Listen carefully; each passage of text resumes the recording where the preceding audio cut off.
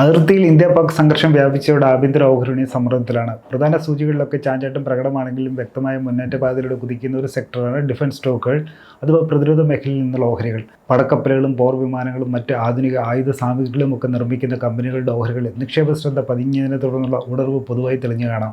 എന്നിരുന്നാലും സിന്ദൂർ ഓപ്പറേഷന്റെ രണ്ടാം ഘട്ടത്തിൽ ലാഹോർ കേന്ദ്രമാക്കി പാകിസ്ഥാൻ സൈന്യം വിന്യസിച്ചിരുന്ന ചൈനീസ് നിർമ്മിത വ്യോമപ്രതിരോധ സംവിധാനങ്ങൾ തകർത്തതോടെ ശ്രദ്ധേയമായ ഡ്രോൺ അധിഷ്ഠിത ആയുധങ്ങളും സംവിധാനങ്ങളും നിർമ്മിക്കുന്ന കമ്പനികളുടെ ഓഹരികളിൽ സ്പഷ്ടമായ മുന്നേറ്റവും പ്രകടമാണ്. വെള്ളിയാഴ്ച വ്യാപാരം പുനരാരംഭിച്ച ഘട്ടത്തിൽ പ്രധാന സൂചികൾ ചുവപ്പണിഞ്ഞപ്പോൾ 14% വരെ ഡ്രോൺ ഓഹരികൾ കുതിച്ചുയർന്നു. ഈ ഒരു പശ്ചാത്തലത്തിൽ ശ്രദ്ധേയമായ ഡ്രോൺ ഓഹരികളുടെ കൂടുതൽ വിശദാംശങ്ങൾ നോക്കാം.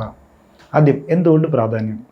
പ്രതിരോധ മേഖലയിൽ സൈനിക ആവശ്യങ്ങൾക്കായി ഉപയോഗിക്കുന്ന ആളില്ലാ വിമാനങ്ങൾ അഥവാ unmanned aerial vehicle UAV, drone എന്നും പൊതുവായി വിശേഷിപ്പിക്കാറുണ്ട്. വൈമാനികനില്ലാത്ത വിദൂര നിയന്ത്രിതമായോ അല്ലെങ്കിൽ മുൻകൂട്ടി നിർദ്ദേശം നൽകിയിട്ടുള്ള സോഫ്റ്റ്വെയർ പ്രോഗ്രാമുകൾ മുഖേന സ്വതന്ത്രമായി പ്രവർത്തിക്കുന്നവയാണിത്. ലളിതമായി പറഞ്ഞാൽ പറക്കുന്ന റോബോട്ട് എന്നും ഡ്രോണിനെ വിശേഷിപ്പിക്കാം. സമീപകാലത്തെ വ്യാവസായിക വാണിജ്യ തലങ്ങളിൽ നിന്നും തുടങ്ങി സൈനിക മേഖലയിൽ വരെ ഡ്രോൺ ഉപയോഗവും സ്വീകാര്യതയും നാൾക്കുകൾ വർദ്ധിച്ചു വരികയാണ്. ഇതിനിടെ ഡ്രോണിൻ്റെ പ്രാധാന്യം തിരിച്ചറിഞ്ഞ കേന്ദ്ര സർക്കാർ വിവിധ അനുകൂല ഭരണ നയങ്ങൾ രൂപീകരിച്ചും ഉൽപ്പാദനബന്ധിത ആനുകൂല്യങ്ങൾ അഥവാ PLI സ്കീം മുഖേനയുള്ള പ്രോത്സാഹനങ്ങളും വാഗ്ദാനം ചെയ്തതോടെ ഡ്രോൺ വ്യവസായ മേഖലയിലേക്ക് സ്റ്റാർട്ടപ്പുകൾ മുതൽ പ്രമുഖ കമ്പനികൾ വരെ കടന്നെത്തിയിട്ടുണ്ട്. 2030 ആഗോള വിപണിയിൽ ഡ്രോൺ വ്യവസായം 8 ലക്ഷം കോടി രൂപയുടെ ബിസിനസ് കൈവരിക്കുമെന്നാണ് വിലയിരുത്തൽ. ഇതോടെ ആഭ്യന്തര വിദേശ നിക്ഷേപകരും വിവിധ ഡ്രോൺ കമ്പനികളിലേക്ക് നിക്ഷേപം ഇറക്കിയിട്ടുണ്ട്.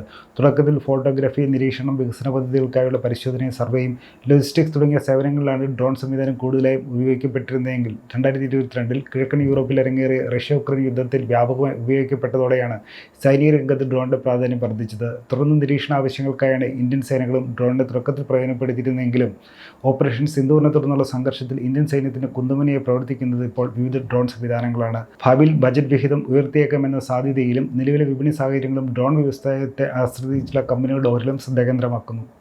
ഡ്രോൺ ഓഹരികൾ സൈനികവും സൈനികേതരവുമായ ആവശ്യങ്ങൾക്കായി ഉപയോഗിക്കുന്ന വിവിധതരം ആളില്ലാ വ്യോമയാന സംവിധാനങ്ങളും ഡ്രോണുകളും നിർമ്മിക്കുന്ന പ്രമുഖ എഞ്ചിനീയറിംഗ് കമ്പനിയാണ് ഐഡിയ ഫോർ ടെക്നോളജി ലിമിറ്റഡ്. ആഭ്യന്തര ഡ്രോൺ വ്യവസായ മേഖലയിൽ ശക്തമായ സാന്നിധ്യവും ഉയർന്ന വിപണി വിഹിതവും കരസ്ഥമാക്കിയിട്ടുള്ള സ്മോൾ ക്യാപ് കമ്പനിയാണിത്. സൈനികവും സൈനികേതരവുമായി രണ്ട് വിഭാഗങ്ങളിലും പ്രയോജനപ്പെടുത്താൻ കഴിയുന്ന ഡ്രോൺ നിർമ്മാണത്തിൽ ആഗോളതലത്തിൽ തന്നെ 5ാം സ്ഥാനത്താണ് കമ്പനി നിൽക്കുന്നത്.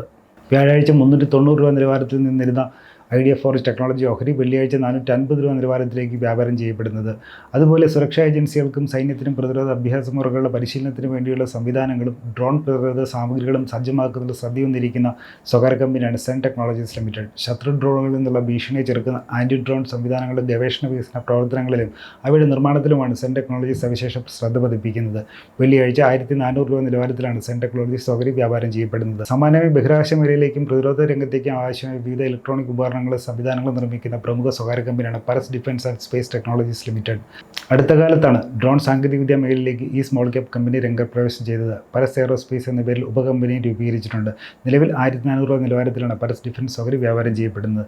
അതേപോലെ Dronacharya aerial innovations, Bharat aeronautics limited, Bharat electronics limited, Ratna India enterprises തുടങ്ങിയവയും ഡ്രോൺ ഓഹരികളെ കണക്കാക്കുന്നുണ്ട്. ഇതിനു പുറമെ നിരവധി പ്രമുഖ കമ്പനികൾ ഡ്രോൺ വ്യവസായത്തിന് പ്രാധാന്യം തിരിച്ചറിഞ്ഞ് ഇത്തരം മേഖലയിൽ പ്രവർത്തിക്കുന്ന സ്റ്റാർട്ടപ്പ് കമ്പനികളും നിക്ഷേപം നടത്തിയിട്ടുണ്ട്.